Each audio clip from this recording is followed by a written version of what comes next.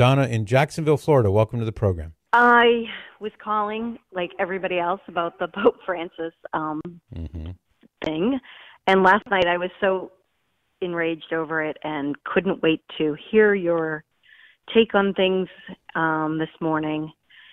And as I've been listening to your show, I've kind of tamped down on my anger and come to a realization. This is very similar to the pre-scandal. When everything broke, being angry, I don't even think anger is the biggest feeling. It's the probably feeling betrayed and disenchanted or disillusioned. But and a little exhausted too, I was maybe? So lucky. Oh, beyond exhausted. It is exhausting, that's but true. I was so lucky, I was so lucky to be brought up in a family of faith, and my dad is very pragmatic about the faith and taught us very early on, long before any of the pre-scandal happened, that everybody involved in the church is human, which means they're flawed. And just as soon as you start to fall in love with them and put all your faith in them, they will do something that will disappoint you. And it is your job to remain faithful to the teachings and not the people. And, it's really hard.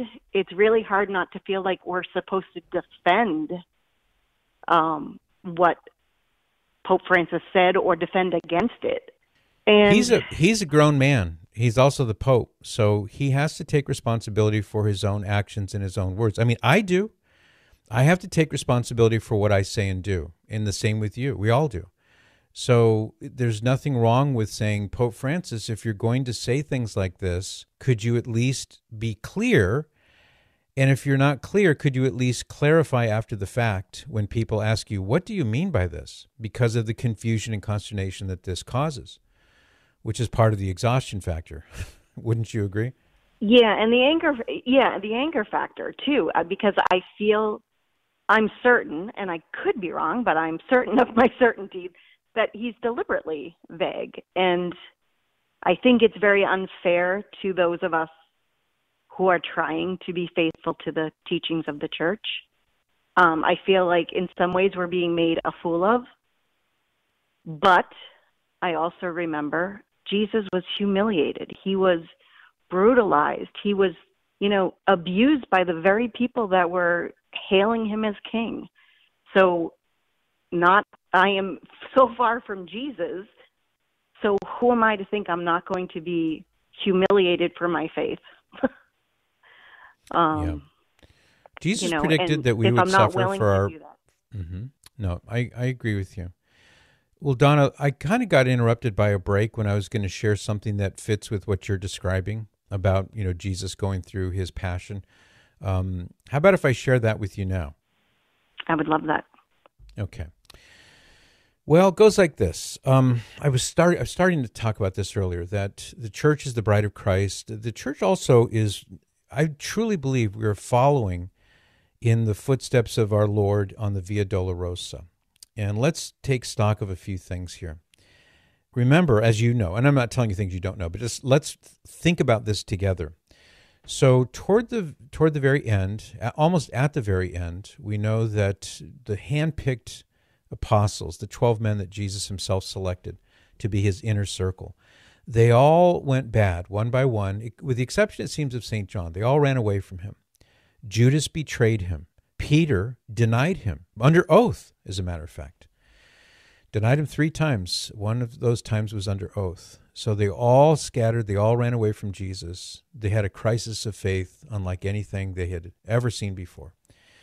And so Jesus, in the Via Dolorosa, he is arrested, he's interrogated, he's humiliated, he's struck, he's spat upon, he's scourged within an inch of his life. He is forced to wear a crown of thorns, mocking his kingly authority as our true king. And eventually he had to carry his cross to Calvary, and there he was stripped of his garments and humiliated yet again in front of the crowds who were jeering at him and spitting at him and, telling him, if you really are who you claim to be, why don't you, Why don't you stop this from happening? And in full sight of everybody, he was nailed hand and feet to the cross and left to die for the better part of 3 hours, where he spoke a few words, and then he was seen by all people who were there to die. He died. He said, "It is finished." And he gave up his spirit with a loud cry, and he died. And they saw him die. And then the spear was plunged into his side, ensuring that he was dead, that he didn't just swoon, but he was actually dead. You can't survive that kind of a wound with a battle spear from the Roman army into the side, which punctures your heart and your lungs, etc. They saw the blood and water gush forth from his side. They saw his lifeless corpse taken down from the cross. And they saw him entombed. He was dead and buried and gone. It was over. And then, of course, as we all know, on the third day he rose again in accordance with the scriptures. So my thought, Donna, is the church is going through just that same thing right now. The church is on a Via Dolorosa. Pope John Paul II predicted it when he said, shortly before he was elected pope, that this is the final confrontation between the church and the anti-church, between the Christ and the antichrist.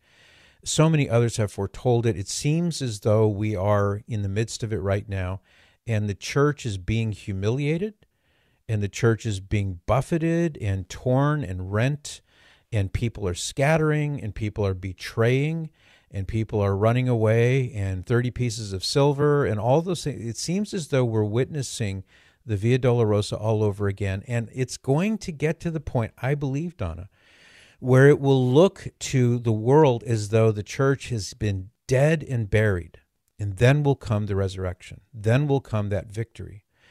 So if I had to bet, I'm not a betting man, but if I had to bet, I would say that what we're experiencing right now is that.